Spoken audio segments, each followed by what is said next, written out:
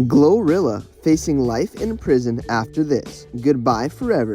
Glorilla's legal case has just taken a serious legal turn after getting into an altercation while locked behind bars. Let's just say Glorilla didn't hold back, and now she's in even more trouble than expected. Glorilla's case went from just a felony that her legal team totally could have cleared from her record to a whole different case. Now, she's literally looking at facing up to life behind bars if convicted guilty.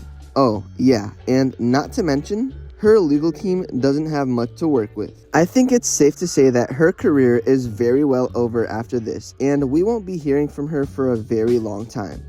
Many of Glow's fans and friends have come out to react to this tragic news.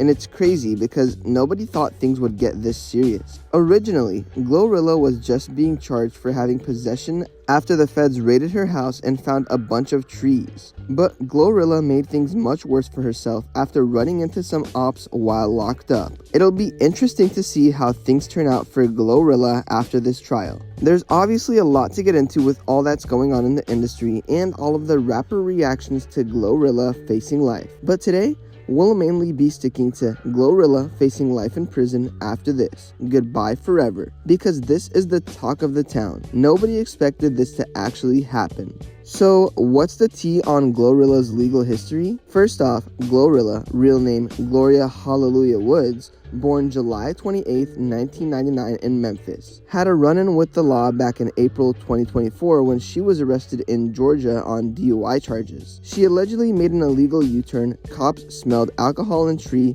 she failed a sobriety test, and refused a breathalyzer. She was then charged with open container and a traffic offense, got bonded out, kept posting on social media as if it was just another Tuesday. Fast forward to July 2025 and she gets arrested again, this time for felony tree and controlled substance possession. Turns out police were checking out a burglary report at her Forsyth County, Georgia home around July 20th. Intruders allegedly broke in early morning. Hits were fired inside, then law enforcement arrived. While investigating, cops found a significant amount of tree, which is a Schedule 1 substance in her home, and proceeded to arrest Glorilla, even though she wasn't home during the break-in. She voluntarily turned herself in on July 22nd, bonded out for $22,000 on the same day.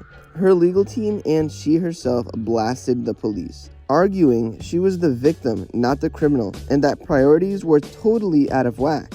Now for her upbringing and how it shaped Glorilla. She's from Fraser in North Memphis, raised in a strict religious household as the 8th of 10 children. Homeschooled until 5th grade, Sundays spent in church choir. Music was gospel, not trap. She lost her voice singing, pivoted to rap at about 16. She cites influences like Chief Keef and Memphis legends like Gangsta Boo for helping form her crunk-dominant sound.